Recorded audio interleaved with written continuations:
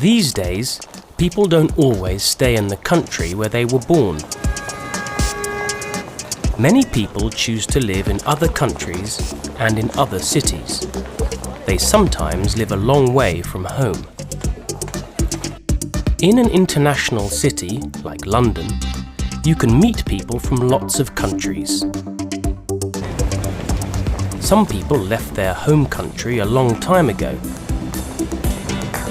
and some people have just arrived in the city.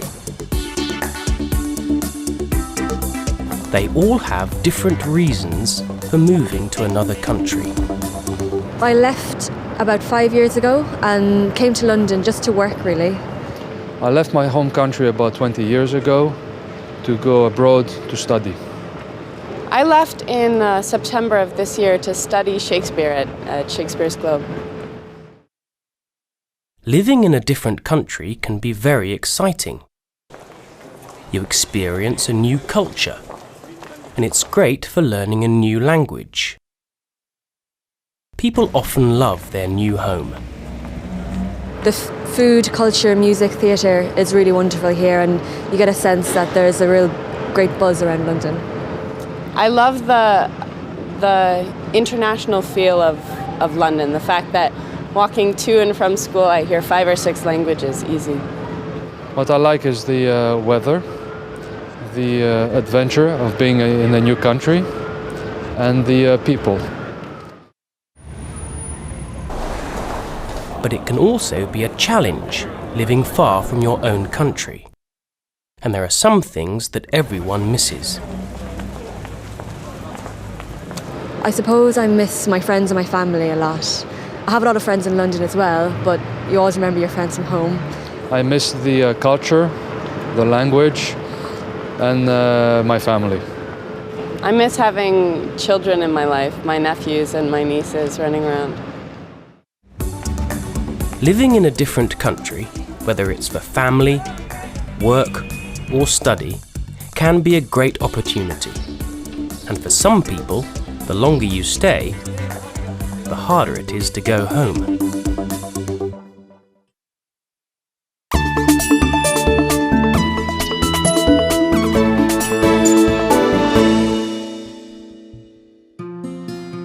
Adriana Gonzalez Vera trained as a vet in her home country. She came to the UK with her British husband, Mark, 10 years ago. I was born in Santiago, capital of Chile in South America. She didn't only work with animals when she lived in Chile. I worked as a veterinary surgeon, and I also worked as a consultant in retail and pharmaceuticals.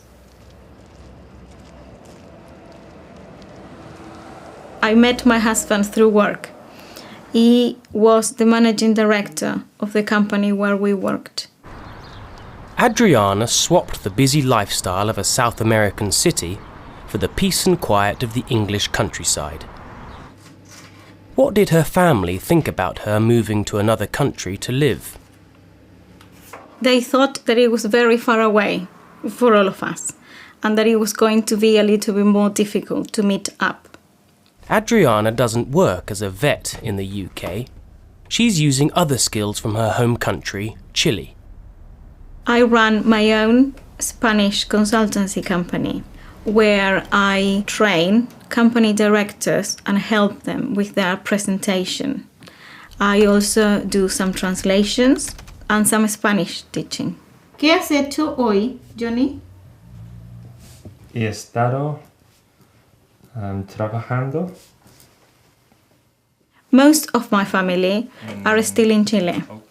I have my mother, my father, my youngest sister, her husband and her daughter, and my 2 grandmothers living in Chile. I miss the weather. I miss the hot summers. And I miss the warm people, the friendly people in Chile. I miss my mommy's cooking, really, and I missed the long talks with my father. Adriana's 2 daughters are now 9 and 7 years old. They are very adorable, girls. Camila loves reading and she loves the outdoors. Isabel, she likes fashion, she likes makeup and everything in pink. For now, Adriana enjoys the quiet country life in England, but she would like to go back to Chile one day. I would really like to work as a vet again. Unfortunately, I would have to qualify again in the UK. Perhaps we will stay here for a long time, or maybe we will go back to Chile if my husband can find work there.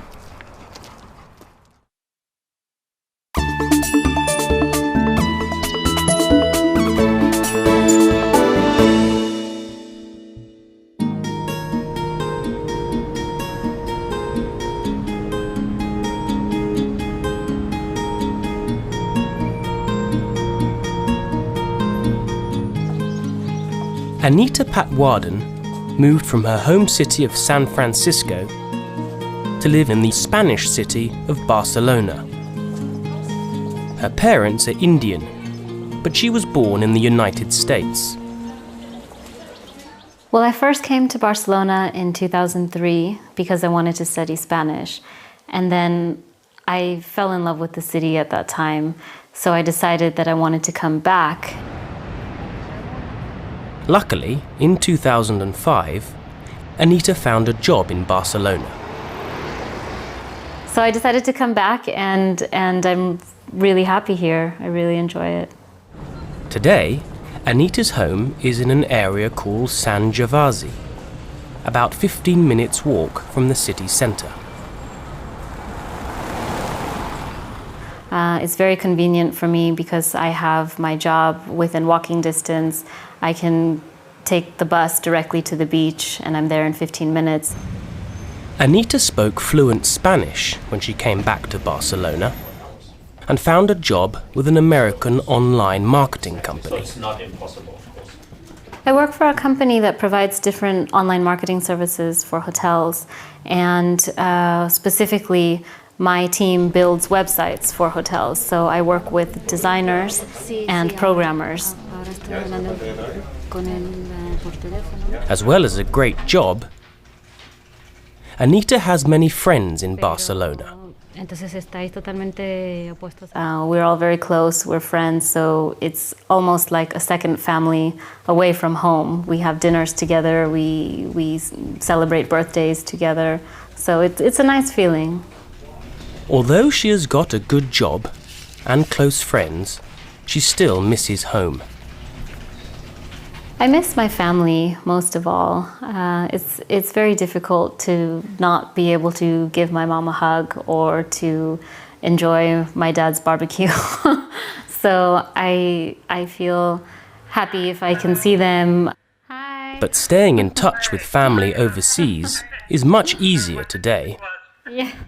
How are you guys? So my family and I, we speak generally every weekend, either through Skype or through email, and every now and then on the telephone too. They have come to visit me a few times, and I try to go back and see them at least once a year. Yeah. Take care. Bye. Okay, bye. Bye. Bye. Anita really loves her new life in Barcelona. Barcelona is an amazing place. You have a combination of so many wonderful things with weather, cultural activities, beautiful architecture, and most importantly, the beach. You know, how can anyone not like the beach? But still, she's not sure where her life will take her in the future.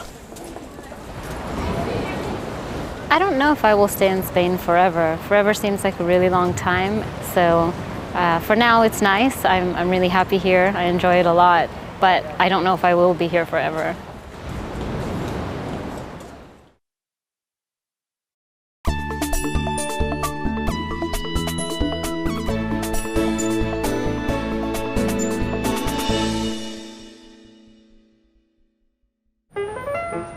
New York City is one of the busiest, noisiest, but most popular cities in the world. 8 million people live in New York's 5 boroughs. The largest is Queens. Then there's Brooklyn, the Bronx, and Staten Island. The smallest borough is Manhattan. But this is the borough most people talk about when they talk about New York.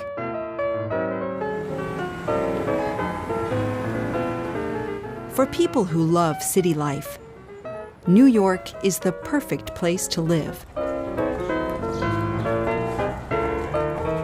And for visitors, it's the trip of a lifetime. There's so much to see and do. It's got amazing shopping and restaurants,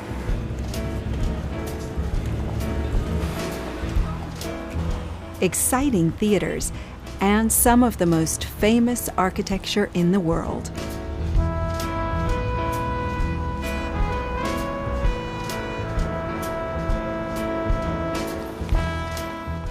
But not everyone enjoys New York life. It's hard to wake up refreshed in a city that doesn't sleep. Living in the city can be very stressful, and it's easy to feel lonely. So where do New Yorkers go to get away from the crowds, traffic, and stress? There are many beautiful parks in Manhattan, and they are great places to relax. Some, like Washington Square Park, aren't very big, but they are very popular with local residents. People come here to chill out and have fun. Central Park is 2.5 miles long and half a mile wide, and it has over 35 million visitors every year. When you're in Central Park, you can forget that you are in the middle of a busy city.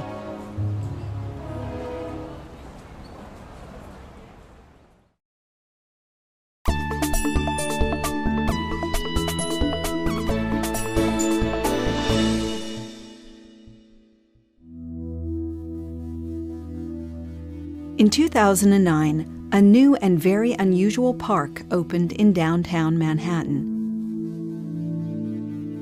The new park, called the High Line, is now one of the city's most popular attractions, and it's easy to see why people love it.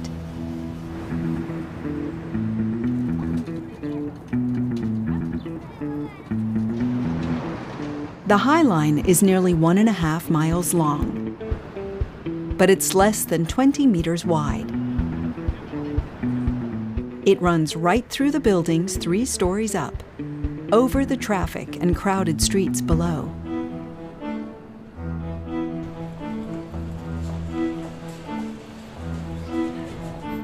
Before the High Line was a beautiful park, it was a train line.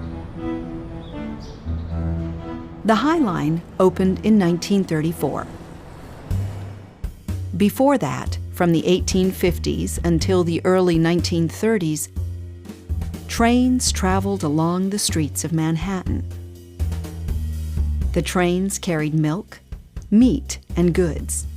But with more cars on the roads, along with people and horses, it was very dangerous, and there were many accidents. Because of these accidents, the High Line was built, and the trains now traveled safely above the traffic.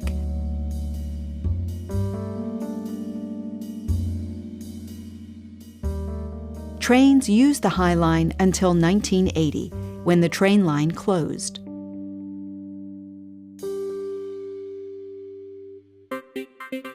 Then, for many years, the High Line was empty, and its landscape started to change. Without any trains traveling on the tracks, plants started to grow. Some people wanted the High Line demolished, but a group of city residents fought to protect it.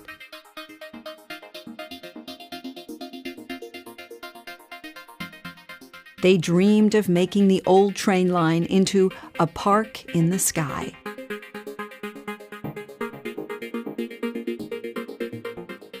And finally, this dream came true.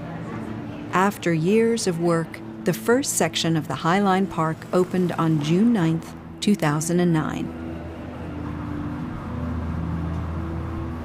In 2011, the second section opened, and the park isn't quite finished.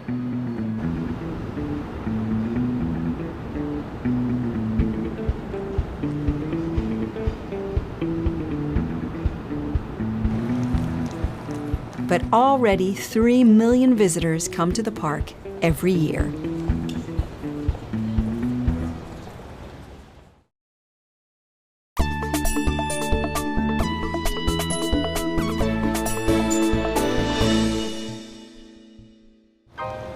On a perfect hot and sunny day in July, the High Line is busy with visitors and staff.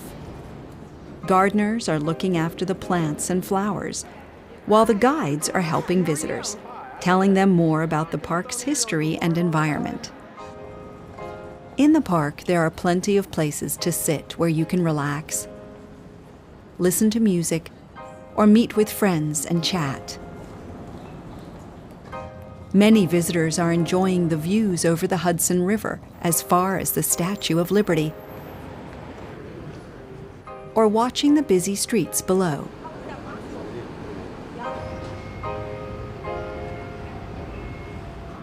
So what do today's visitors think of the High Line? Oh, this is an amazing resource. It's this green oasis in an urban setting that is just surprising and beautiful. Just a little bit of country in the city, which you really don't get enough of here.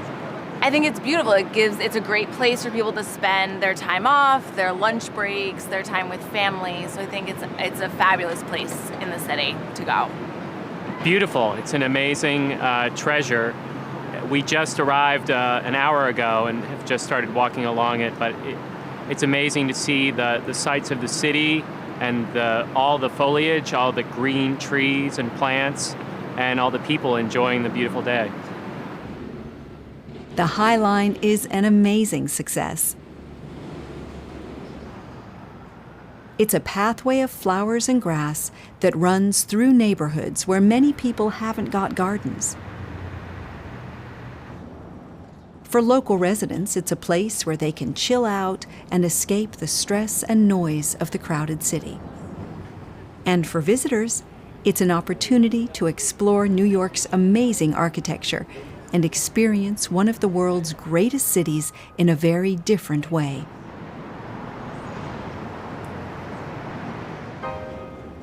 In New York City, the High Line makes a difference to people's lives. It makes people happy.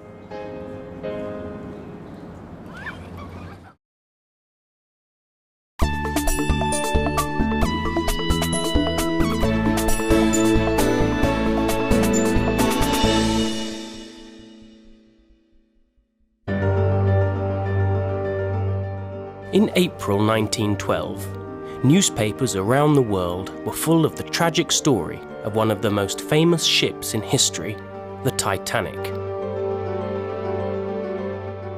At the time, the Titanic was the largest passenger ship in the world. She was nearly 270 meters long and over 53 meters high, with 9 decks. She was owned by the White Star Line. The Titanic left the port of Southampton on the south coast of England on the 10th of April 1912. She stopped briefly at Cherbourg in France and Queenstown, now called Cove, in Ireland, and then started her journey across the Atlantic towards her final destination, New York. She was carrying 1,343 passengers and 885 crew members. The trip to New York was her maiden voyage. Some passengers in first class were rich and famous, but most second and third class passengers weren't rich. They were people from across Europe travelling to America to start new lives.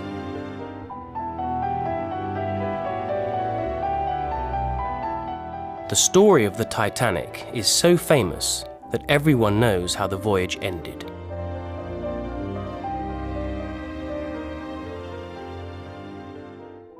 Just before midnight, on Sunday the 14th of April, as she was sailing towards the coast of North America, the ship hit an iceberg and was badly damaged.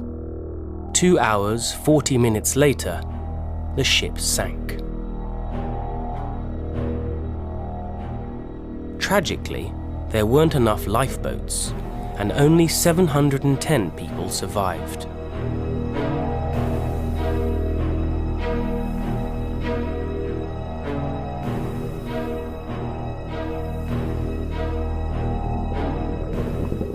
In 1985, the wreck of the Titanic was finally found at the bottom of the Atlantic Ocean, 2.5 miles down. 100 years after the Titanic sank, people are still fascinated by its story. But while there are hundreds of books, television programs, and famous films about the ship's short voyage, many people still know very little about where the ship came from and the people who built it.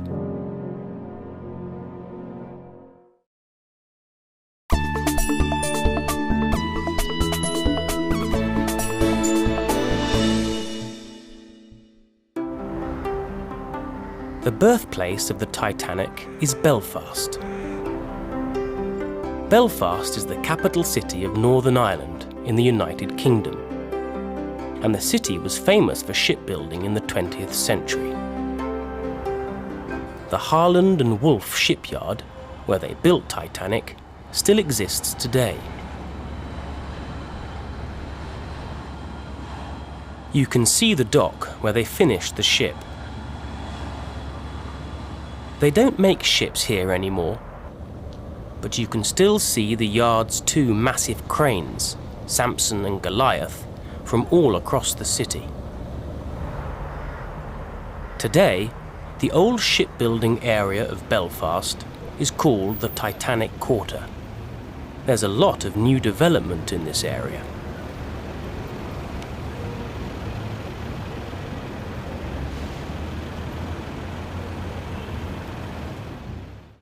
And there's a huge new Titanic signature building at the old shipyard where you can learn more about the ship.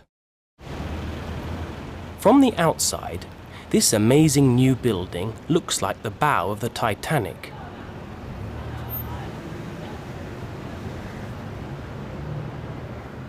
And behind the new building, you can still see the old offices of Harland and Wolff, where they designed the ships for the White Star Line.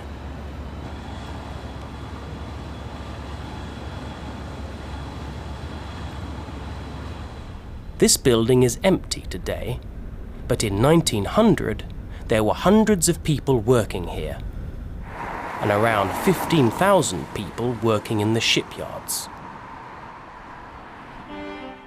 The Titanic was the second of 3 ships that Harland and Wolff were building for the White Star Line in the early 20th century. The plans for the Titanic and its sister ship, the Olympic, were almost identical, both inside and out. But the Titanic was slightly bigger. The designers marked the Titanic's differences in red on the ship's plans.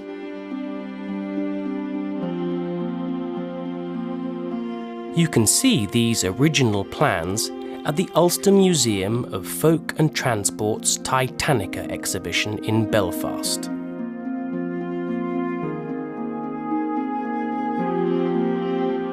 You can also see a lot of the objects from the Olympic. The Titanic had identical items on board when she sank.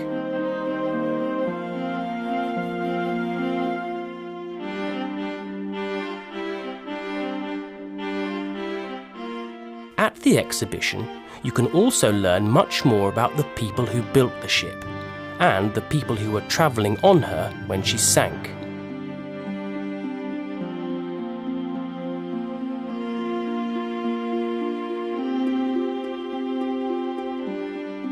And this is just one of many Titanic exhibitions around the world.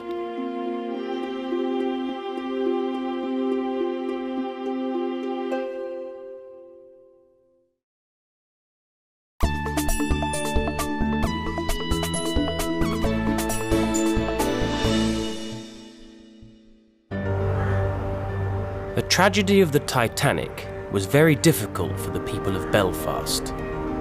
And for many years, no one in Belfast talked about how they built the Titanic.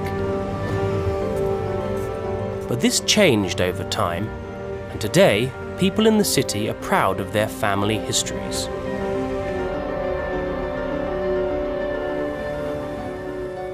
There's a memorial to the men of Belfast who died on the ship outside the City Hall. And tour guide Susie Miller has her own very special family story. I can remember as a small child my grandmother taking me to see the Titanic Memorial, which stands in the grounds of Belfast City Hall. And she pointed up at the name Thomas Miller on the plinth and told me that that was my great-grandfather. My great-grandfather worked here in Harland and Wolff in the shipyard which built Titanic, and he had helped to construct the engines for Titanic and its sister Olympic. And Tommy Miller has a special place in the history of the Titanic. He's unique. He's the only one of the crew who worked on the construction of Titanic for Harland and Wolff and then worked for White Star as one of the crew. Like many people on the ship, Tommy was leaving Ireland to start a new life in America. Before my great-grandfather left Belfast, he said his goodbyes to his two sons, and he gave each of them 2 new pennies dated 1912, and he told them not to spend those coins until the family was all together again. Sadly, Tommy was one of the crew members who died, but his family never forgot him. My grandfather kept those 2 pennies all of his life, and he passed them down through the family, and we still have them in the family today. But why is the story of the Titanic still so famous after 100 years? Susie Miller thinks that there are 2 reasons that people will always be interested in the Titanic. You've got the biggest ship in the world, with the richest people in the world and the poorest people in the world, sailing across the Atlantic, and on the maiden voyage, it hits this iceberg and it's a disaster. And within that bigger story, there are all these little threads of stories, individual stories about families and people who were heroes and people who were cowards and people who were villains. So you've got all those elements within it. So I think those 2 things combined give you a really good story.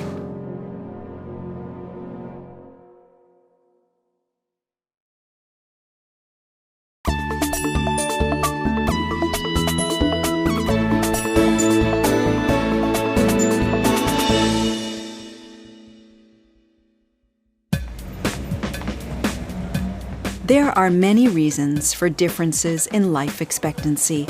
That is, the average age that people live to. But one of the most important secrets to a long life is food. Having enough food and eating the right food. We all know it's not always easy to eat well. We have busy lives. Nowadays, a lot of people don't cook traditional food at home.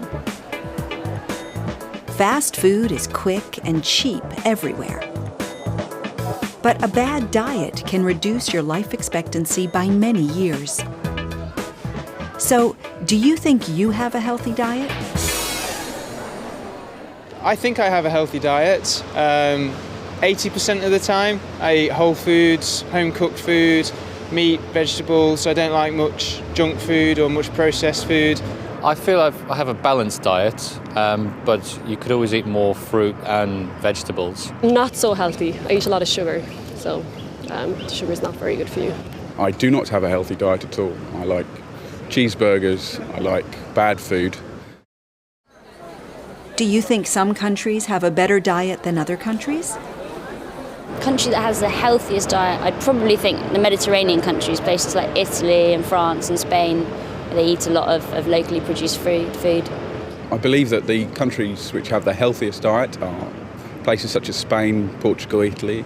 This is because of their reliance on things like olive oil and fish. I'm not too sure. I've been to Japan before, and they seem to eat a lot of fish and oily foods. I think they have a very healthy diet. Well, I spent a lot of time in Spain, and I think they have a very healthy diet. They eat a lot of natural food, they eat a lot of vegetable, they eat a lot of fresh fish. It's all fresh food.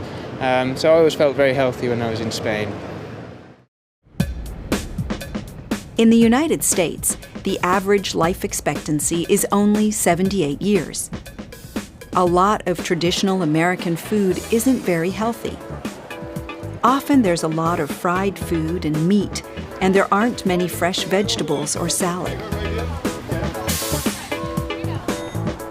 But luckily, in cities like New York, there are lots of places to eat and drink where you can find the most delicious food from around the world.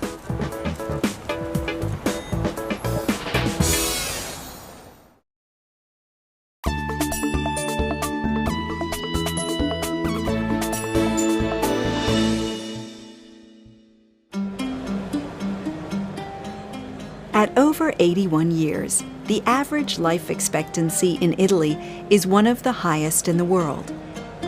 And food is one of the most important parts of Italian culture. And when Italians move to other countries, they take their food with them. New York is full of Italian restaurants. Italian food is a great example of the Mediterranean diet, a diet that is one of the healthiest in the world. This is PJ Charlton, an Italian restaurant on Charlton Street in Greenwich Village, New York. Phil Mucchino opened the restaurant in 1979. The area around the restaurant has changed a lot in 30 years, but PJ Charlton still serves fabulous Italian cuisine to residents and visitors to the city from around the world. So what is it that makes Italian food so healthy?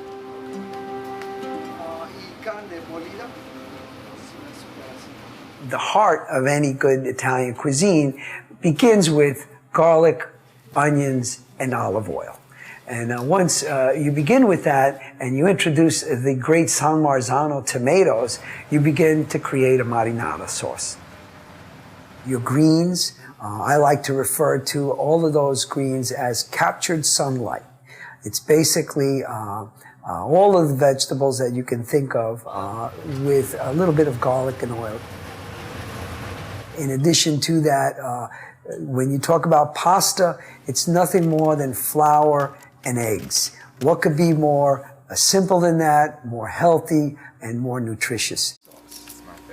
Some of the pastas that we use here at the restaurant are linguine, spaghetti, and we have rigatoni, penne, and then we have the cannelloni, and we have ravioli, and we have what we call the stuffed pastas. How do you cook the food? We saute many of our vegetables, and we broil many of our meats and poultry. We don't fry. We try to stay away from the frying process because it's not that healthy for you. When my customers come in and they greet me and they're happy and they sit and they tell one another, this is the best kept secret in New York City. It makes me feel very, very good. I love doing what I do. I've been doing it for 32 years. I feel that watching my customers eat my food, get healthy, stay happy is what I love to do. The Mediterranean diet isn't just good for you because of the healthy ingredients. Eating a healthy Mediterranean diet is about eating delicious food together. And most of all, it's about enjoying your food.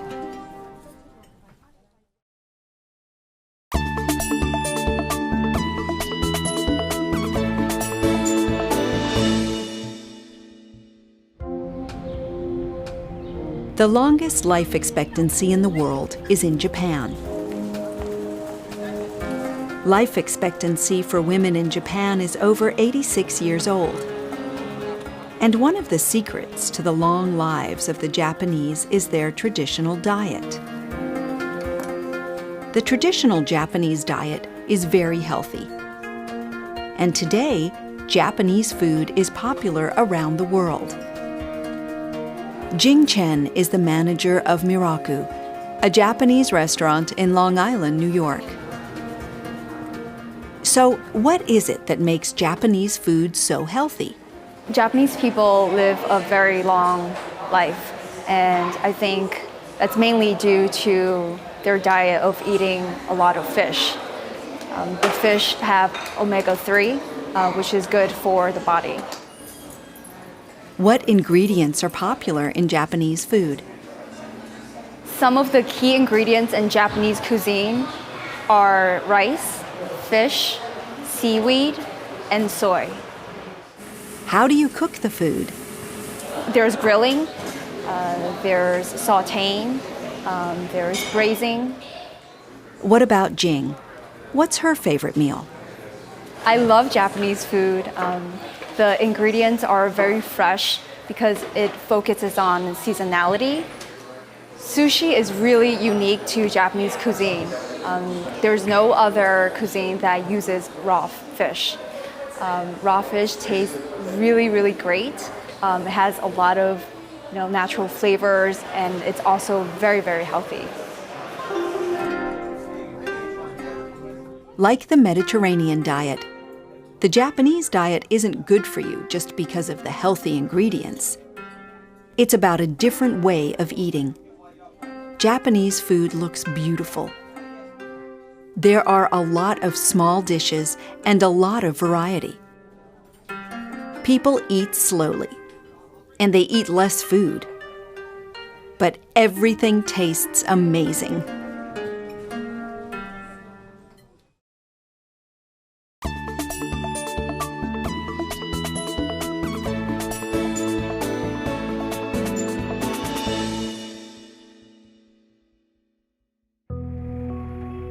Today, one of the biggest global challenges we face is how we are going to be able to supply enough energy for everyone in the future.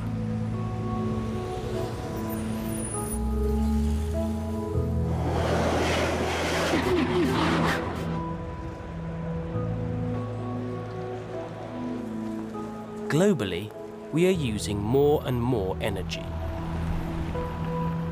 We all want electricity for our homes and fuel for our cars.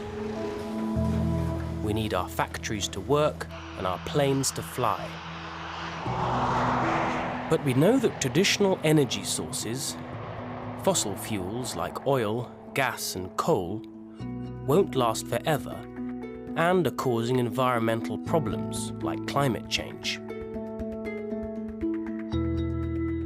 Some energy sources, like nuclear power, can also be harmful when accidents occur. The development of new energy sources is becoming more important across the world. People are looking for sources of energy that are safe and cheap, like wind power, solar energy from our homes or huge solar farms, or hydroelectric power using our rivers and lakes. We need energy that won't run out, renewable energy, and energy that won't damage the environment, green energy. Some of these energy sources are already well known. And most people have opinions about what kind of energy we will be using in the future, and what's the best kind of renewable energy. I think we will use more wind energy, and I think that we'll use more solar energy. I believe the government is investing in that. People will probably use more solar energy, more wind power, more hydro power. In the future, I think we will use more renewable forms of energy, especially as fossil fuels are running out.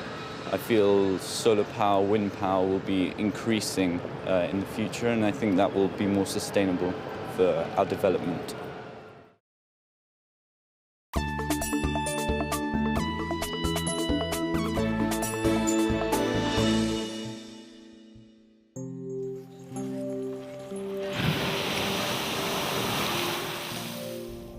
A few countries, like Iceland, are lucky. They already have their own renewable power supply, geothermal power. Geothermal power provides over 60% of Iceland's energy. Across the country, they use the boiling hot water from under the surface of the earth to make electricity. This electricity is clean and green and will never run out. But other countries are looking at the problem of energy use in a different and dramatic way. They are building new cities that try to change the way we live and use energy, today and in the future. In the United Arab Emirates, they are building a new green city where renewable energy is at the heart of the development. Masdar City is a walled city 11 miles from the city of Abu Dhabi, the capital of the United Arab Emirates. British architects Foster and Partners designed the city, and the Abu Dhabi Future Energy Company is building it. The first residents moved in 2009. Masdar City is a very big project. Masdar is going to be a square, nearly a mile wide.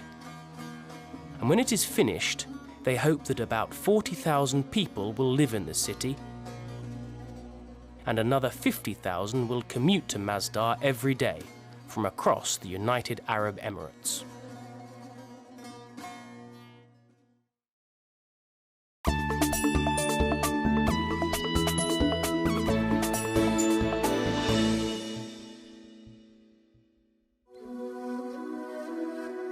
The brand new high-tech Masdar City will use only solar, wind, and other clean, green, renewable energy sources. They will also try to reduce energy use as much as possible. By designing buildings and streets to use shade and wind to stay cool when the temperature outside can rise to over 40 degrees, the city will use less energy. The city will also recycle most of its water and waste.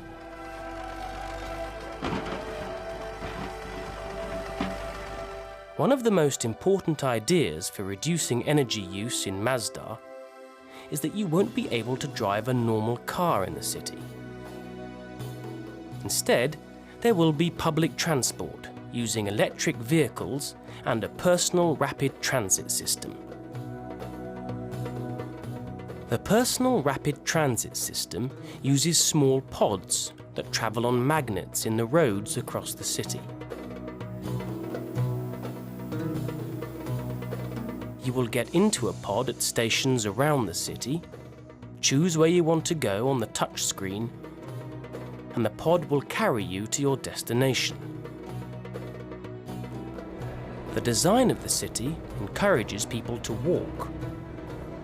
The staircases are large and lifts are hard to find.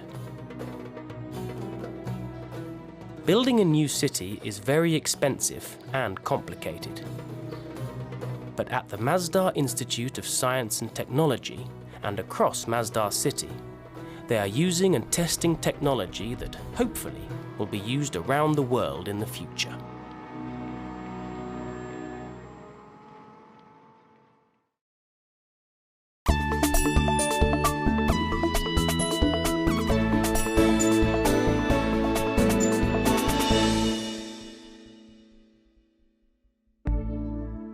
The United Kingdom is made up of 4 countries: England, Scotland, Wales, and Northern Ireland. England is the biggest country and has a population of over 50 million. Northern Ireland is the smallest and has a population of fewer than 2 million. Scotland's population is a lot smaller than England's, at just over 5 million. But the country has got some of the most beautiful scenery in the UK. Scotland has got the tallest mountain in the UK, Ben Nevis, and the deepest lake, Loch Moura, as well as historic castles, amazing beaches, and a dramatic coastline. But there's much more to Scotland than beautiful countryside. It's also got some of the most exciting and important cities in the UK. Glasgow is the largest city in Scotland. It's an important city for business and culture, with some great modern architecture. Edinburgh isn't as big or as modern as Glasgow, but it's the capital city of Scotland, and it's the top destination for international visitors to the country. Around 1.5 million international visitors come to Edinburgh every year. So what do international visitors think about the country? What's Scotland like? I came to Scotland last week. I've been here about a week so far. It's gorgeous. The countryside's beautiful, Edinburgh is stunning, and the people are really friendly, and the food's great. It's miserable. Well, firstly, I really like sunny weather, and it's grey here all the time. I think it's a very nice place, a lot of young people, many party, the university is great. I really like it. How different is Scotland from your home country? It's a lot colder than where I'm from. I don't know, just the people are a lot nicer here than in Germany. The people are very polite here, whereas back home it's not as nice. Yeah, very friendly. What's the best thing about Scotland? Best thing about Scotland, I think maybe the landscape, the mountains, the highlands. In summer, it's like there's some really gorgeous light, you know. In the summer it stays light a really long time, and that's nice. I think that people are willing to share cultural differences, which for me is interesting. So the atmosphere is something I love. And the worst thing about Scotland? The weather. It's really cold compared to Spain. Cold. I hate the rain, it's windy, and I don't like food apart from fish and chips.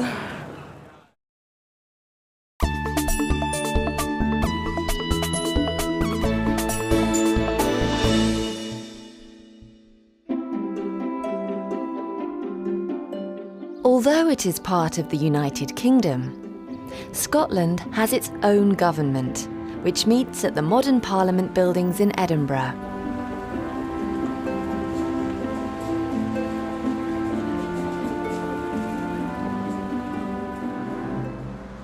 People from Scotland are called Scots. Over the past 400 years, hundreds of thousands of Scots have left to live in countries around the world. Generations on, many of the families of these emigrants still feel a strong connection to Scotland, and they often return to the country to visit. Scots have got their own vocabulary. For example, small is wee, a lake is a loch, and a child is a bairn. Sometimes, even English people find it hard to understand Scots when they're speaking English, as they can have strong accents. So, what are the Scots like? Very friendly. They're funny to understand, some speak funny. Pretty bubbly, friendly. Often very loud. They're very friendly, very welcoming. I'd say Scotland feels more like a wee community compared to England.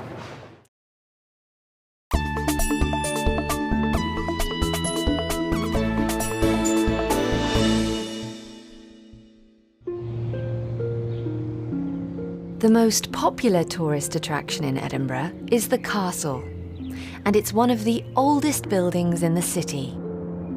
There's been a castle here for nearly 1,000 years.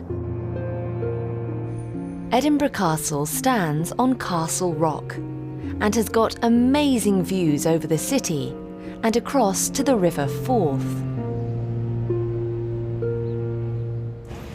But once a year, the castle isn't the centre of attraction. And many people agree on the best time to visit the city. Summer during the Fringe Festival, absolutely amazing. Oh, Edinburgh Festival. Come for the festival. There's lots of things happening, street artists and different kind of shows on and stuff in the theatres. It's good. Every year, in August, the city holds the biggest arts festival in the world, the Edinburgh Festival. It's the most exciting time to visit Edinburgh. And the city is busier in August than at any other time of the year. Edinburgh's population of 450,000 people doubles, and the city becomes the cultural capital of the world.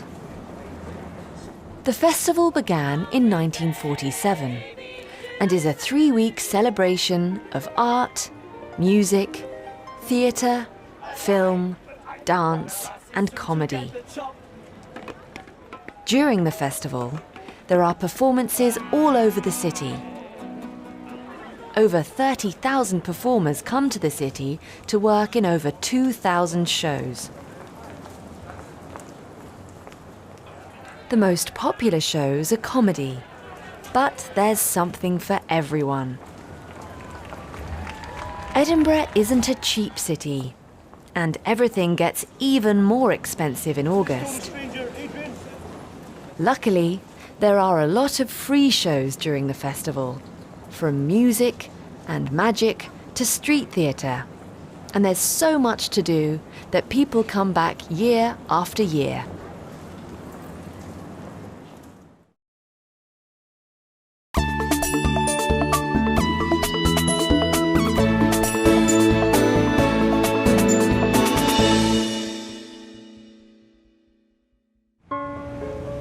There are many cities around the world that have inspired great works of art and literature.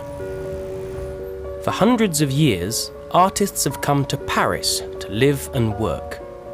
Writers like George Orwell, F. Scott Fitzgerald, Ernest Hemingway,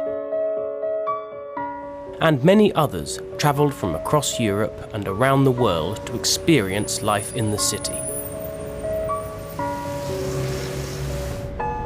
The beautiful city of Prague inspired the work of Franz Kafka, and since the early 20th century, New York has been home to many writers and artists.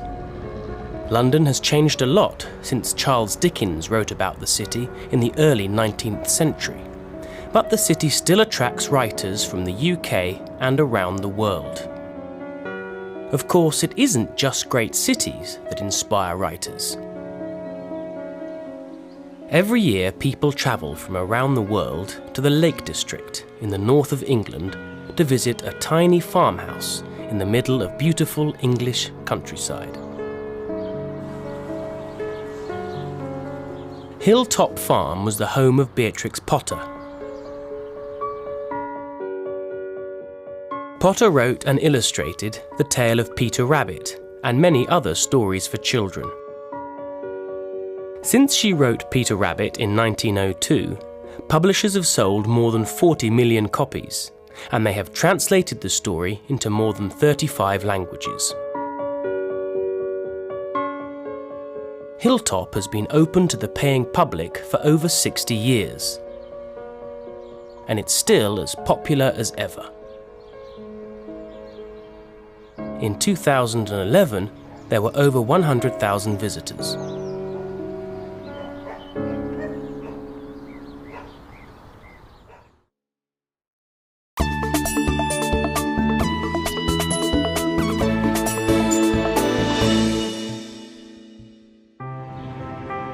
Around 100 years earlier, another female British author was at work.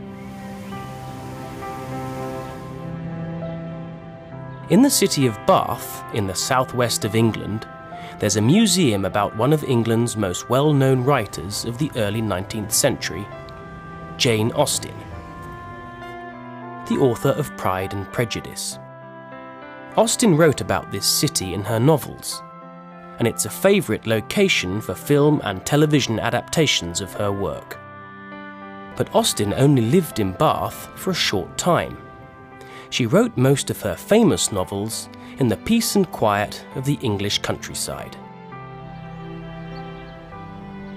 This is Chawton, a 17th century country house where Jane Austen lived with her mother and sister Cassandra from 1809 until just before her death in 1817.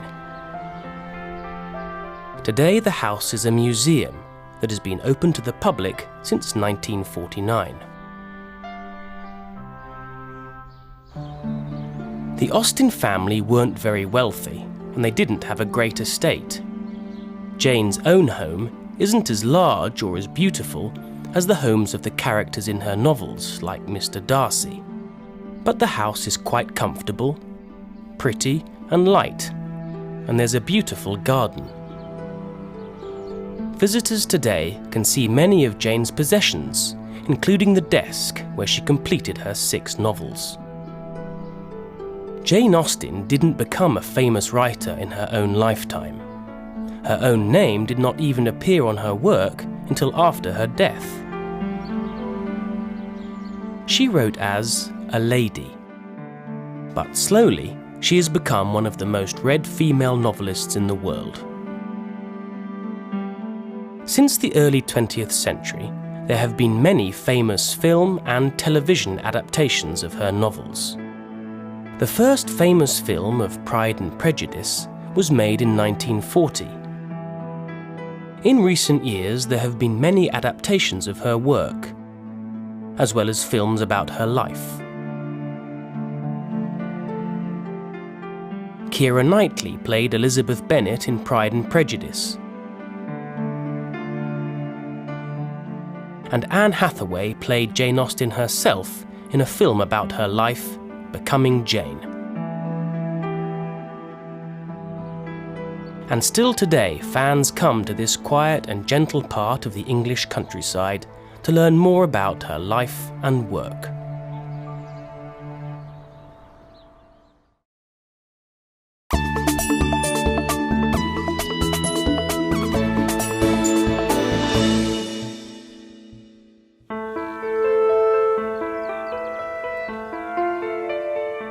Over 200 miles away from the gentle countryside and bright, comfortable living rooms of Jane Austen's world, there's another house with a far more dramatic and remarkable literary history.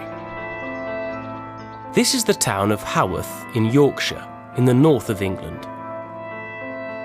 And at the top of the steep cobbled high street is the Bronte parsonage. This house was the home of Charlotte Bronte, the author of Jane Eyre, Emily Bronte, the author of Wuthering Heights, and Anne Bronte, the author of The Tenant of Wildfell Hall. The sisters moved here with their father Patrick and their brother Branwell, and it was in this small home they wrote the famous novels that have sold millions of copies and have been adapted into hundreds of stage plays, films, and television programmes. Haworth is surrounded by Pennine Yorkshire moorland, and this dramatic scenery was the inspiration for many of the Brontes' novels.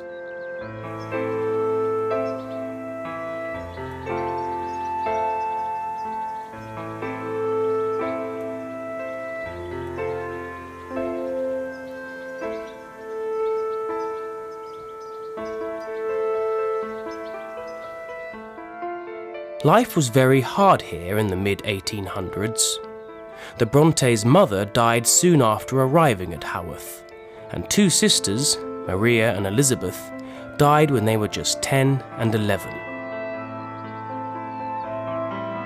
The sisters were very close and rarely left the parsonage, as Anne Dinsdale from the Bronte parsonage explains. What they really wanted to do was to be together at the parsonage and to write. And that's what they did. The sisters wrote in the evening, sitting together at the table in the small dining room. Like Jane Austen, the sisters didn't use their real names when they first published their books. They published their novels under the names Currer Ellis and Acton Bell, hoping that they would be treated as writers rather than women writers. Their books were instant hits, and everyone wanted to know the true identity of the authors. So Charlotte and Anne travelled to London by train to tell their publishers their real names. But tragedy was never far away. In 1848, Bramwell died, followed 3 months later by Emily, and then Anne 5 months after that. Shortly after she married, Charlotte died in 1855. But by the time she died, Charlotte was a famous writer. She died in 1855 in this house, and 2 years after her death, a biography written by Elizabeth Gaskell was published, The Life of Charlotte Bronte, and that attracted a huge amount of interest in the Brontes' lives. People wanted to come to Haworth and see the place where the Bronte novels had been written and to see where the family had lived their lives. There has been a small Bronte museum in Haworth since 1895. But it wasn't until 1928 that the parsonage opened to the public. Today, inside, visitors can see many of the sisters' possessions, including Charlotte's wedding dress, and many of the sisters' handwritten letters and manuscripts. Experts still come to the parsonage from around the world to research the sisters and their work.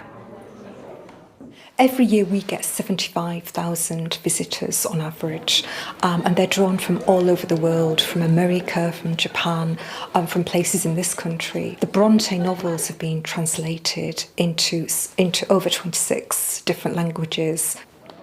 They're read by people all over the world.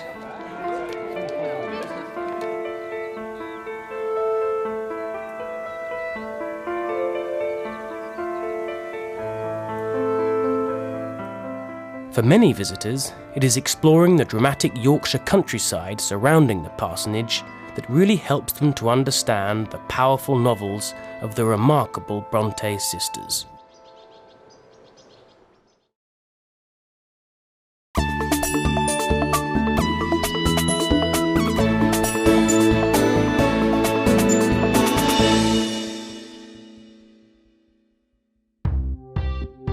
It doesn't matter if you have boys or girls.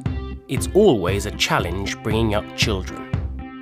But bringing up twins is an even greater challenge. Can you imagine 2 of everything at the same time? The Department of Twin Research at King's College London has a database of over 12,000 twins who are taking part in a fascinating research programme. Throughout their lifetimes, the twins regularly visit St Thomas's Hospital in London to have a range of medical tests. The 2 sides of your face, and they will capture. Okay, so this one's your 3D photos. It's quite interesting, huh? Amazing. Today, hundreds of pairs of twins taking part in the programme have come to a summer party at the hospital. It's a chance to meet other twins and share their experiences. So, why are all these twins so important to scientists? All identical twins, like Xand and Chris, share 100% of their genes. They are genetically identical. Twins usually look exactly the same, and they often have very similar abilities, interests, and personalities. Chris and I are similar in that we enjoy the same things. We both have a lot of the same friends. We both did medical degrees. We did exactly the same A-levels. But identical twins can often be good at different things and even suffer from different diseases. I think I am different to you. I think I do have some free choice. There are differences in our personalities. I remember when we were 10 and I failed, I came bottom of the class in every single exam. And everyone said, oh, you know what, why don't you just work a bit harder like your brother and you'd do a bit better. So, if two people are genetically identical, why is one loud and boisterous and the other quiet and sensitive? Or why does one get an illness and the other doesn't? It is these differences between identical twins that are so important to researchers. They give us a clearer picture of the influence of nature, our genes, and nurture, how we live, on the development of our personality and health. And scientists hope that this will help them to identify and prevent health problems in the future.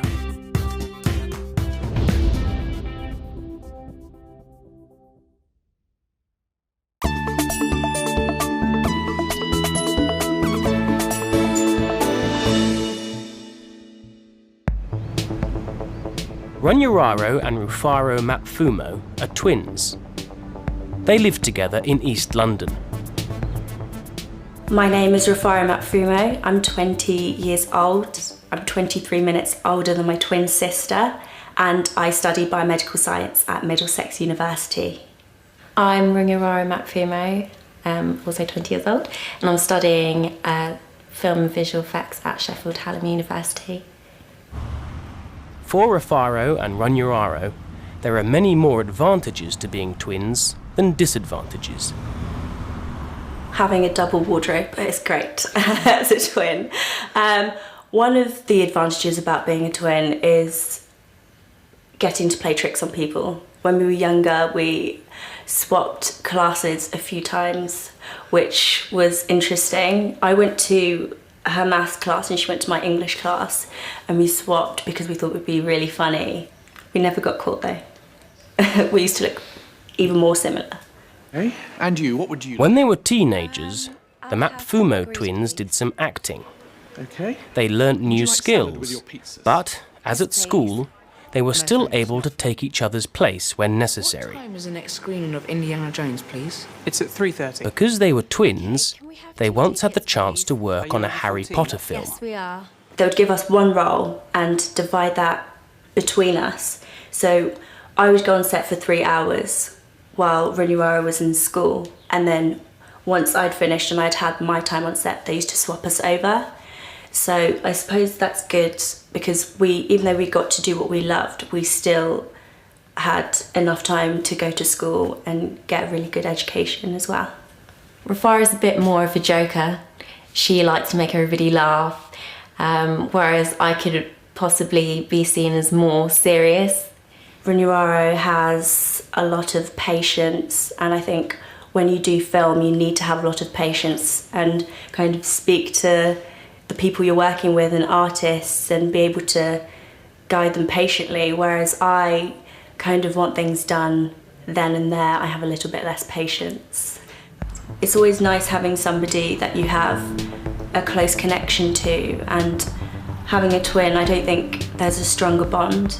It's like living with your best friend, really.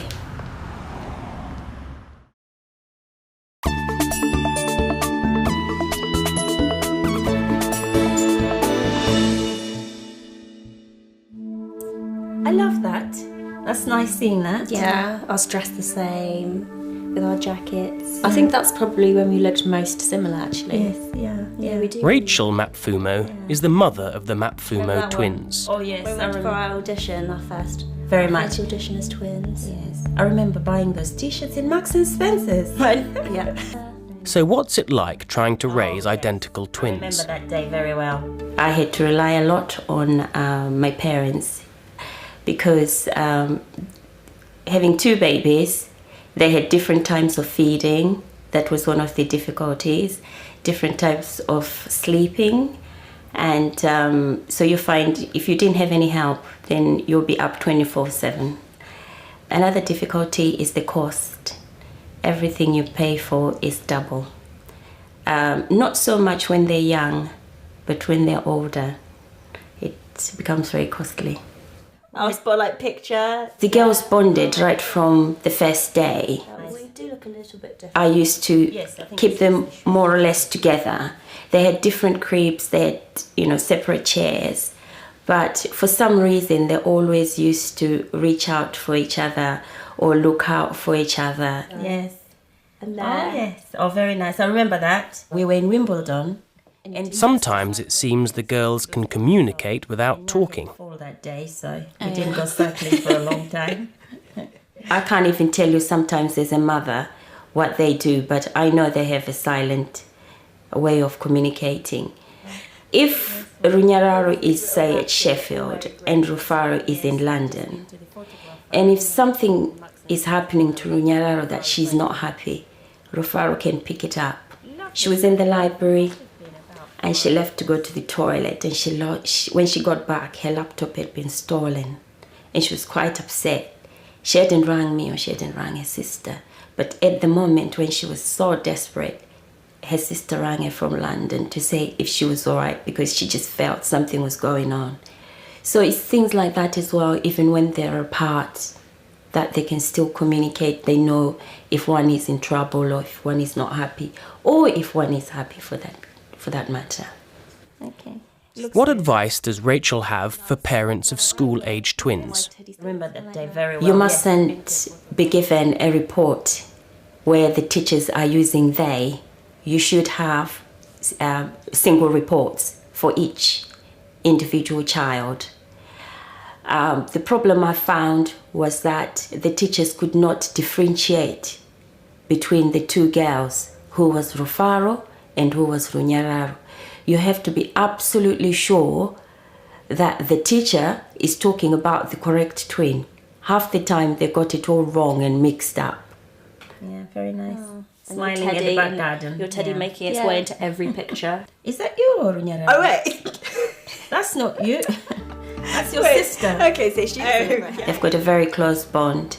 I don't worry so much about them because I know they've got each other. They talk to one another, and the most interesting is at the moment to see them grow up to be very confident and individual young ladies.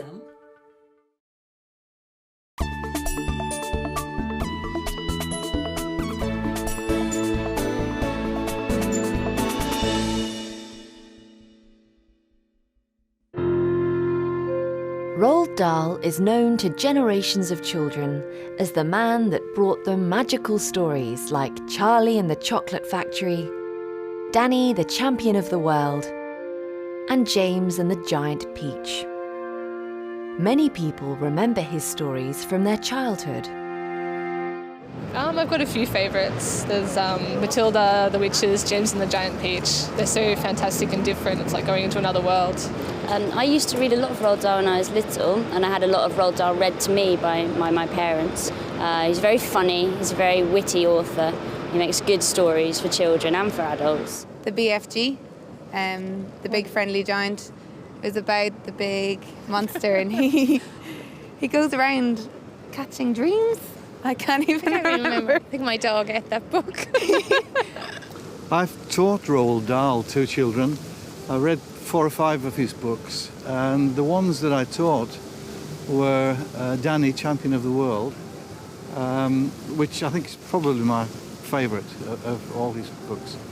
But they're great children's books. Children love them, and it's great to be able to teach them to children who want to learn, who want to know.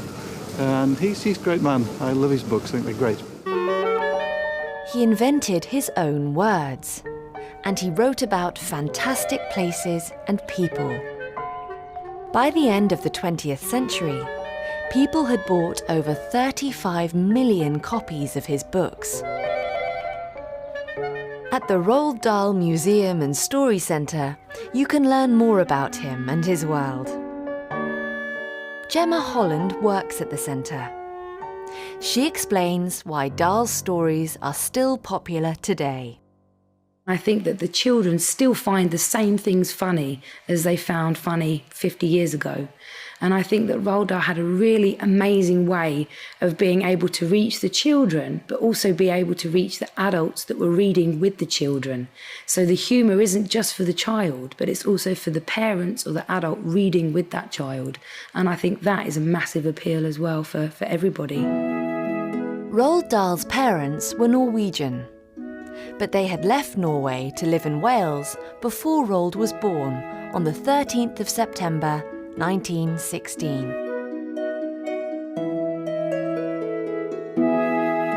Dahl wrote about his childhood in his autobiography, Boy. He told many stories about being naughty at school. When he was only 9 years old, Roald's mother sent him to boarding school a long way from home. He was terribly homesick, and he wrote her letters nearly every day. Although he was lonely and unhappy, his letters were always cheerful and full of stories. And school wasn't all bad. A chocolate company sometimes sent new sweets for students to test. This gave Roald a lifelong love of chocolate and became the inspiration for Charlie and the Chocolate Factory. Roald Dahl absolutely loved chocolate, and whenever he ate them, instead of just throwing the wrappers away, he actually kept them, and he would scrunch them all together to make a silver ball, and he actually kept that ball as a little souvenir on his desk next to him when he wrote.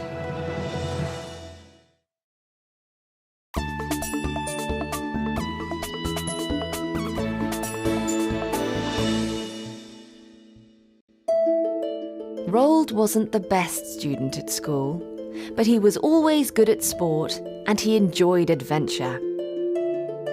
He didn't go to university after he finished school. Instead, he started working for an oil company. They sent him to Africa. Then World War II broke out, and Roald Dahl saw this as another part of an adventure. So he actually joined the Royal Air Force, and he became and learnt to fly a plane. And he actually flew a variety of different planes, Tiger Moths, Hurricanes, Gladiators. And unfortunately, Roald Dahl was actually involved in quite a serious accident when he crashed his plane in the desert. And he was very badly injured. And all of that adventure actually led to his first ever published piece of writing, and it was called Shot Down Over Libya. By this time, Dahl already knew how to tell a great story. He wrote a dramatic report about his accident while he was recovering in the United States. He described how the Germans had shot him down, but really, he had crashed because he had run out of fuel. Dahl had moved to the United States in 1942. He was working as a TV presenter when he met his wife, Patricia Neal. She was a film star. They married in 1953 and moved back to England. The couple lived in the small town of Great Missenden, and they had 5 children. By the 1960s, he had become a very successful short story writer. At this time, most of his stories were for adults. Then the first story that he wrote for children was called The Gremlins, and it was all about little creatures that got inside the engines of planes and caused them to crash and break down. And it was after that story and after the success of that story that he started writing stories for children, including those famous ones such as James and the Giant Peach, and then obviously Charlie and the Chocolate Factory.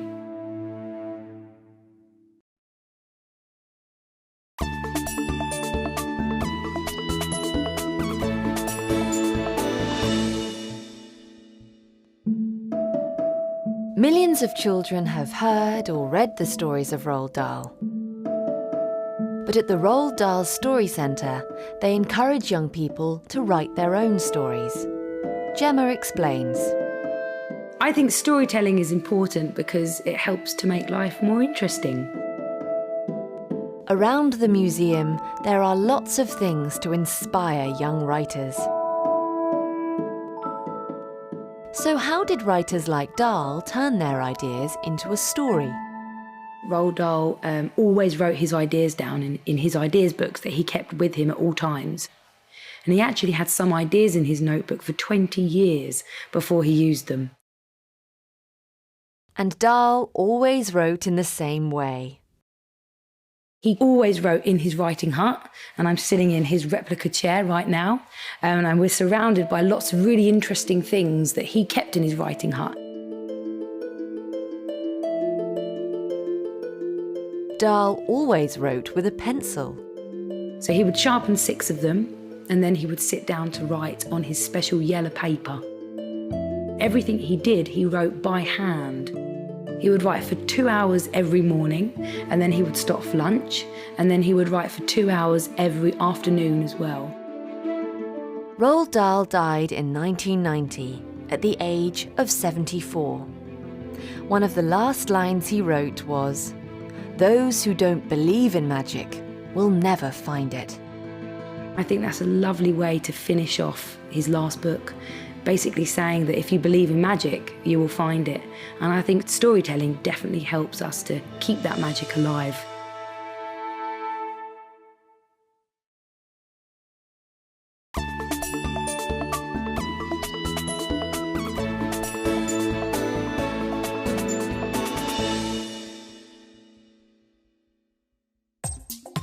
Many of the inventions of the past 100 years have changed the way we live our lives. Mobile phones are owned by almost 6 billion people worldwide. And when over 6 trillion texts are sent every year, many of us believe that we can't live without them. People are always trying to think of the next big invention that's going to change the world. But for some inventors, this doesn't mean designing a new phone app or building a smaller, quicker, lighter computer. For some inventors, it's about looking at what everyone really can't live without. Emily Cummins is a young inventor who is looking for new ways to help people. She started inventing at a very young age. At the age of 4, my granny gave me a hammer. I used to spend hours with him in his shed at the bottom of the garden. As I got older, he would teach me about the different properties of materials and how to use the tools and the machinery in his shed. While she was still at school, Emily designed a new type of fridge. But her fridge doesn't look like the ones that most of us have in our kitchens. It's designed to be used in areas where there isn't any electricity. I spent a lot of time researching how to redesign the refrigerator. I realised that people in Africa weren't able to store food and medicine because they didn't have access to electricity or refrigerators. The design was very simple. A small cylinder inside a larger one. You put your food or medicine in the small cylinder. Between the 2 cylinders, you put some material that stays wet, like sand or soil. In the sun, the fridge then sweats, just like a person. The water evaporates and pulls the heat out of the small cylinder, and the contents stay cool. The fridge was designed so anyone anywhere could make it, with simple tools and materials. And Emily wanted to help people do this.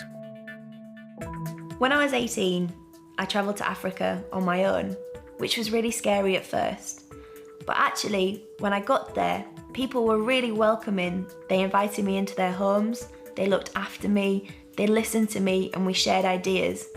So although initially I was frightened about the experience, it was actually incredible.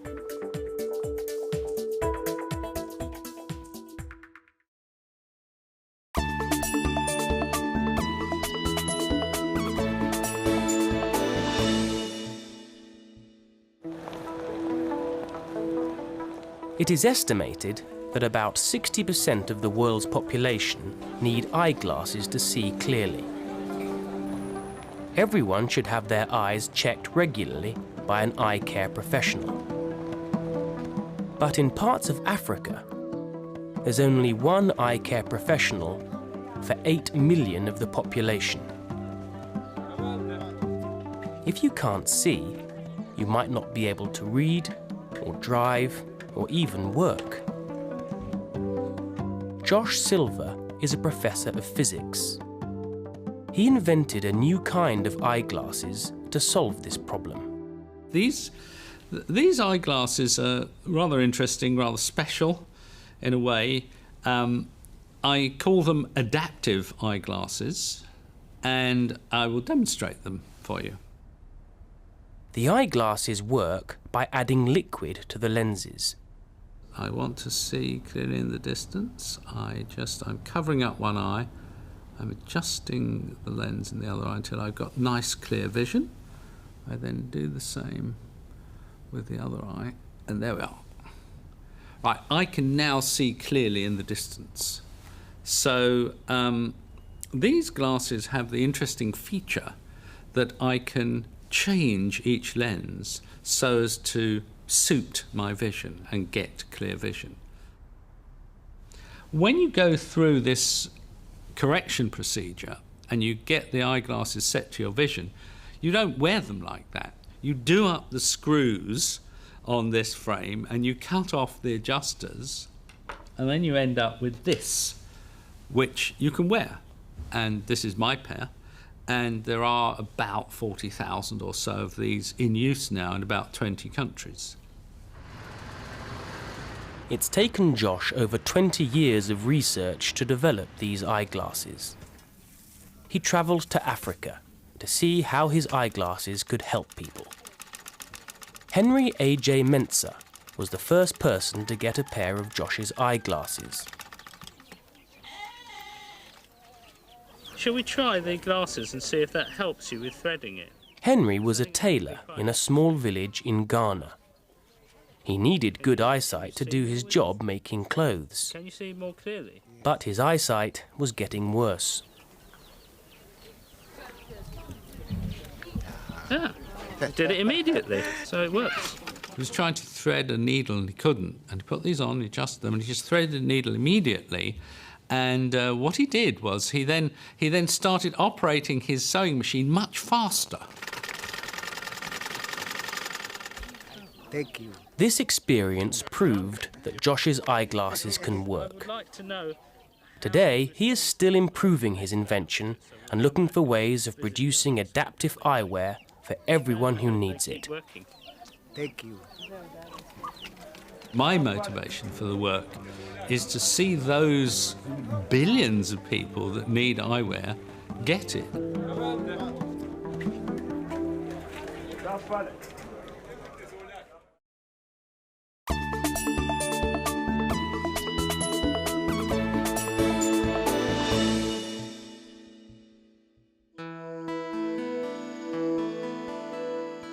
No one can live without water. But today, over 1 billion people live in water poverty. They haven't got easy access to clean water. Drinking dirty water makes millions of people sick and kills thousands of people every day. After seeing the terrible result of the Asian tsunami in 2004, inventor Michael Pritchard decided he wanted to do something about this problem. It is expensive and difficult to send bottles of clean water to disaster areas. Michael thought it was a simple problem. Water is everywhere, and Mother Nature has her own way of getting water to people. They're called the clouds. They pick the water up from the sea for free. They take the salt out of it for free. They transport it hundreds of miles for free, and then they dump it on the mountains and the rivers and the streams. And where do people live? Near water. So Michael Pritchard invented the Lifesaver water bottle. Using a special filter, the bottle can clean any water, making it safe to drink. What the Lifesaver bottle allows people to do is take that water, put it in the bottle, give it a few pumps, and the bottle, just through filtration, very small holes, removes all of the bacteria and all of the viruses and makes the water sterile and safe to drink. This new technology saves people's lives, and Michael has developed more products using his technology, like the Lifesaver jerry can. The Lifesaver jerry can process up to 20,000 litres of water and is specifically designed to go into people's homes and to be used on an everyday basis. Ça signifie la vie, signifie.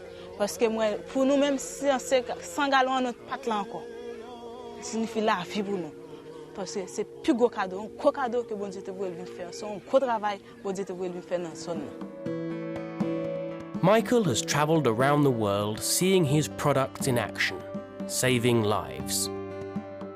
We do many projects around the world to help people who do not have access to clean drinking water, whether that be in Malaysia or in Haiti or in Pakistan or in India. We do lots of projects around the world to make sure that people have access to clean water, not just for a day or for a week, but for life.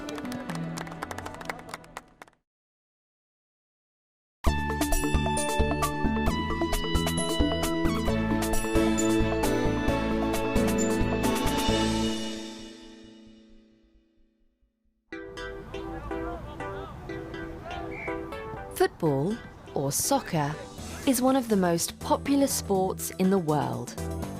It's played by millions of young people around the world every day. At the professional level, it's an international game. Talented young players often leave their home countries to train at the youth academies of famous football clubs around the world.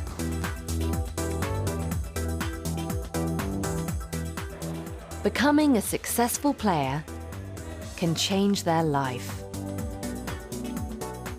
One of the world's best footballers, Leo Messi, is Argentinian, but he has been playing for FC Barcelona in Spain for many years. Messi moved to Spain when he was just 13, and he was only 16 when he started playing for the first team. For a few lucky players, like Messi, playing football has not only been a lifelong passion, but it has also made them rich and famous. And sometimes this fame gives them a chance to help others. Messi now works as a goodwill ambassador for UNICEF, helping children around the world.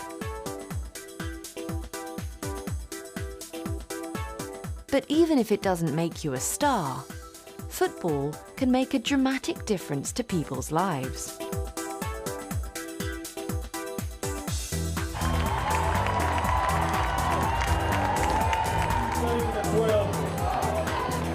Once a year, over 60 teams from around the world meet to play in a very unusual football tournament, the Homeless World Cup. A week of football here, the Homeless World Cup. And it is going to be a sensational climax. The referee today is Harry Whelan. 1, 2, 3. The Homeless World Cup brings together teams of homeless people to play football for their country and helps them change their lives forever.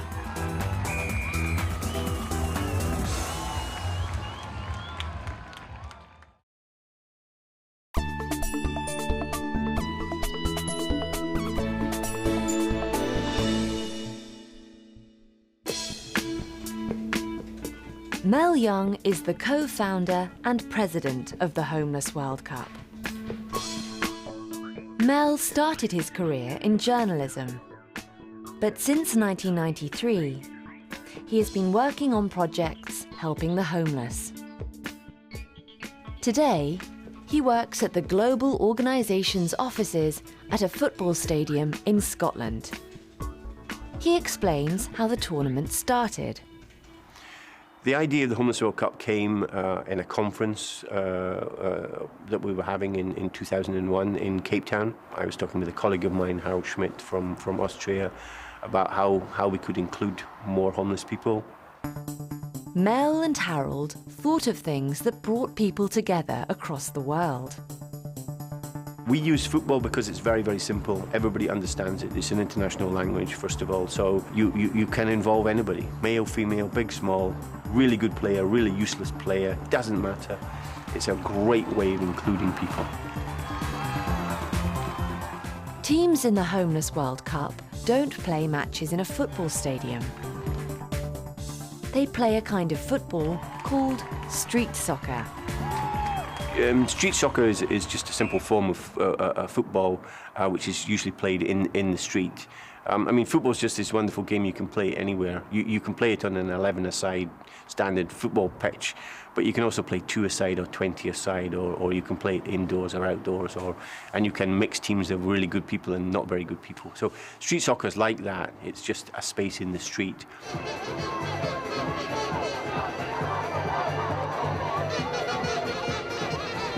A long ball forward into the corner, picked up again by Mexico. The teams play on a small court. There are 8 players in each team, but only 4 play at the same time. The games only last for 14 minutes. In the World Cup tournament, the teams play about 3 games a day.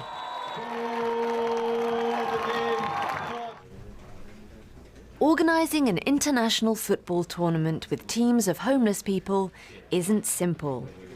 It takes a lot of work, and it's a challenge for Mel's team in Scotland and their partners working around the world. As well as organising the tournament, they have to raise money and get passports and tickets for all the players. So it's all year round work that we're doing to make sure that they come to the event. But the hard work is worth it. The tournament has grown every year, and now there are around 50,000 homeless people from 70 countries training for a place in their national team. The organisation has many famous supporters, and you can even watch the matches on television.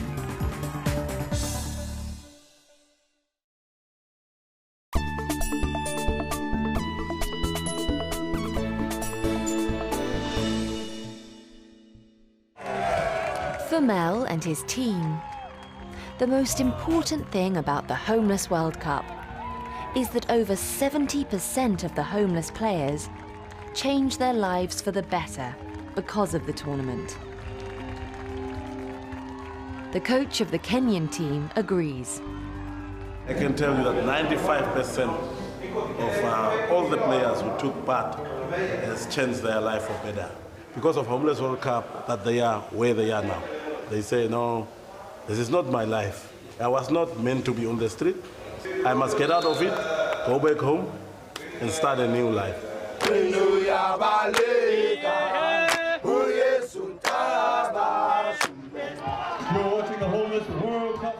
Mel believes that the project is so successful because it helps the homeless become part of a team. This helps them to improve their own lives, while the project supports and encourages them. Patiently waiting for that opening. Currently Scotland 1, Mexico 0. I mean, I think my view is that homelessness is you're on your own. And football is this great way in which you can be included. So we get people from that position and say, do you want to play football? And then the training sessions build, so you create a kind of, if you like, a family, which is the team. And the results for people like David Duke can be amazing. I was living in a homeless project in Glasgow, and I took part in the Homeless World Cup, which was held in Gothenburg in 2004. David had become homeless as a teenager in Glasgow in Scotland. But the Homeless World Cup helped him change his life. I went back into further education once I came back from the Homeless World Cup. David completed his college course and got a full-time job. And he continued to work with the Homeless World Cup. My participation in the Homeless World Cup has led to me being a player, an assistant coach, a coach, manager, project manager, and I'm now a global ambassador for Homeless World Cup. Today, David runs Street Soccer, an organisation helping other homeless people in Scotland get involved with football. David is a wonderful example of the success of a project that believes a ball can change the world.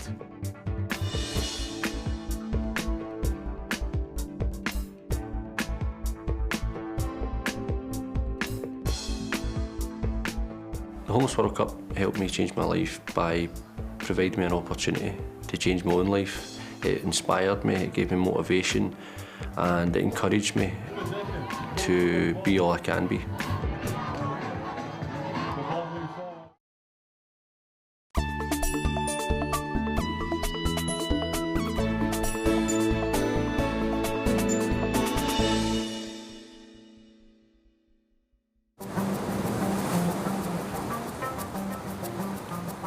It's always nice to think about your next holiday. It's good to have something to look forward to. And most people know where they will go for their next holiday. Spain. On my next holiday, I'm going to stay in New York. To Paris.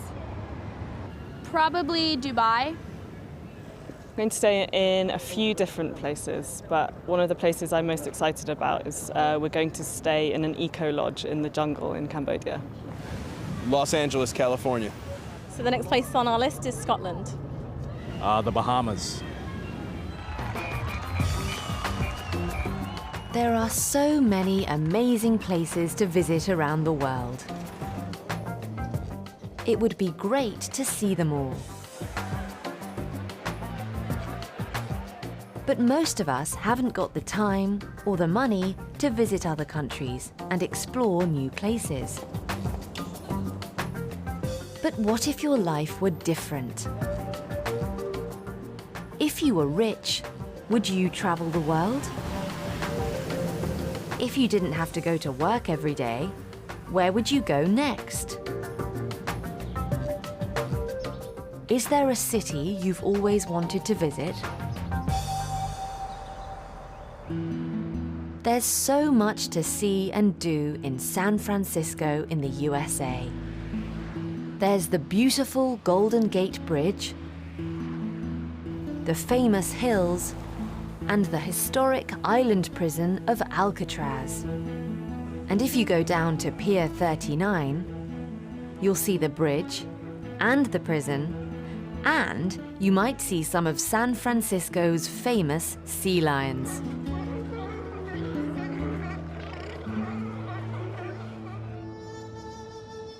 Or you might prefer to visit Shanghai in China. It's a huge city with a fascinating history. It's changing all the time, so you'll always see something new and exciting. The Pudong skyline looks even better by night.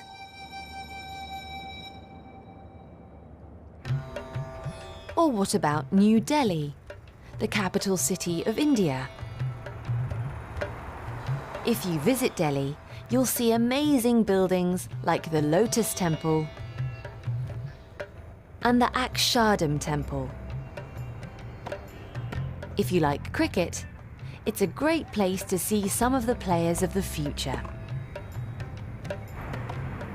If you drive in Delhi, you'll need to be very careful on the roads. But you'll experience one of the most exciting and interesting cities in the world.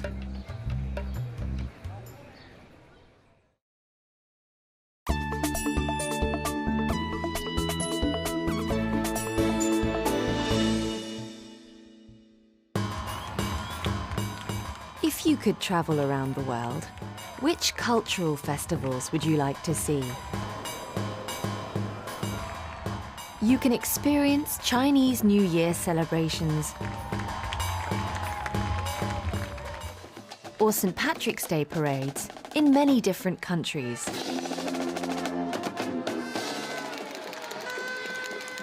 If you visit the United States in early July, you'll enjoy the Independence Day celebrations.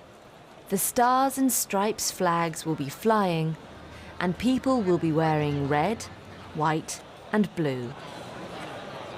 In cities like Boston, you'll see parades of people dressed in historic costumes and celebrating the birth of the United States.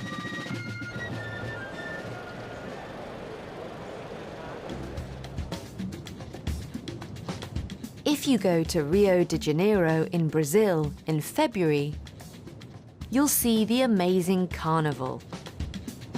And with over 500,000 people celebrating, you might get the chance to join in. And there's the Notting Hill Carnival in London every August. It's a celebration of Caribbean culture in the United Kingdom,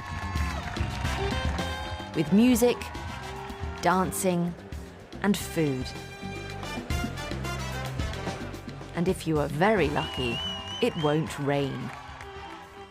And if you visit the historic city of Venice in Italy, you might experience the Carnival of Venice. Venice is one of the most amazing cities in the world, with beautiful bridges, homes and piazzas, and kilometers of canals you can explore on a gondola. There has been a springtime festival in Venice since the 11th century. At this time, the carnival lasted about 2 months. Today, the modern carnival lasts for 2 weeks and takes place in February or March every year. It's a colourful celebration. There are parties and processions with everybody wearing beautiful costumes. You'll see many people wearing masks. Masks are an important part of the traditional celebrations. At huge masked balls, people dance to classical music. The parties continue in the streets through the night. If you come to the carnival, it will be an experience you'll never forget.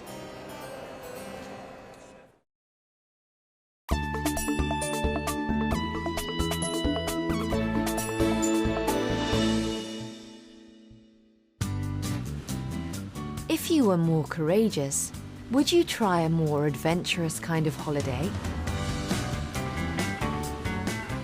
How about trying surfing? Or kite surfing? For some people, sightseeing or going to cultural festivals isn't exciting enough. They don't want to relax in their time off. They want an action-packed holiday. And there's one place that is the perfect destination for people looking for adventure. Queenstown in New Zealand. Queenstown is a small town on New Zealand's South Island, next to Lake Wakatipu. Tourists come here looking for fun and adventure.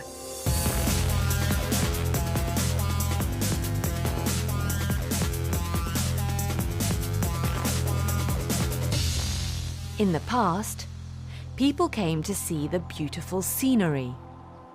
They went hiking in the summer and skiing in the winter. This beautiful boat, the TSS Earnslaw, has travelled across Lake Wakatipu for over 100 years. and it still carries passengers every day. But today, there are a lot more cool things to try in Queenstown. If you like speed, you'll enjoy the Shotover jet. This was one of the first adventure sports attractions in Queenstown. Over 2 million people have enjoyed the high-speed trip down the Shotover River since 1970. If you're feeling really brave, and you want a great view of Lake Wakatipu, you should try skydiving. If it's your first time, you won't jump alone. But even if you jump with an instructor, it will be one of the most amazing experiences of your life.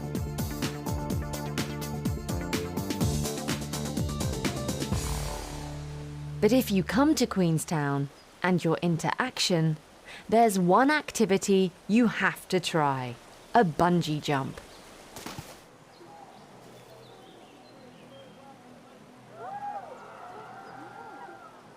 This is the Kawara Bridge near Queenstown. The bridge over the Kawara River is 43 meters high. People come here from all over the world because this was the world's first bungee jump.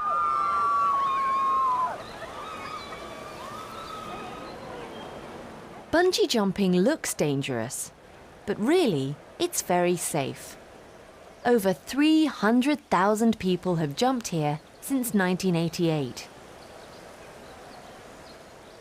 Of course, many more people haven't jumped because they are too scared. But they've watched their friends and family jump.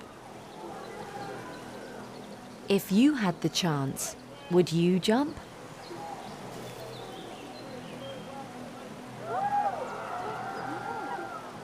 Are you brave enough?